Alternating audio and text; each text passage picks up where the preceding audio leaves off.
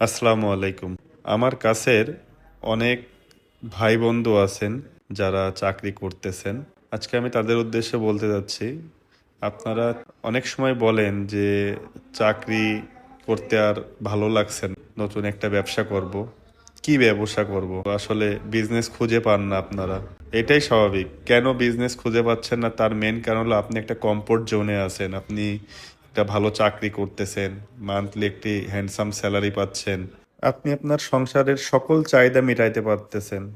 যদি এমন হতো আপনার সংসারের চাহিদা মেটাইতে পারতেছেন না, পিছু টান আছে, তাহলে দেখতেন আপনার চোখে, আপনি দুই নয়নে যেটাই দেখতেন না কেন আপনার চোখে সেটাই মনে হতো একটি ব্যবসা। আমার এই কথাটি বলার কারণ হলো, কমফোর্ট জোনে থেকে একটি ব্যবসা শুরু করা খুবই কঠিন একটি কাজ। আপনি হাজারো প্ল্যান করতে পারবেন কিন্তু একটি সঠিক সিদ্ধান্তে আসতে পারবেন না। আপনার চারপাশে যারা সফল ব্যবসায়ী আছে তাদের সফলতার গল্পটা শুনুন। আশা করি আপনার নতুন ব্যবসা শুরু করতে সহজ হবে।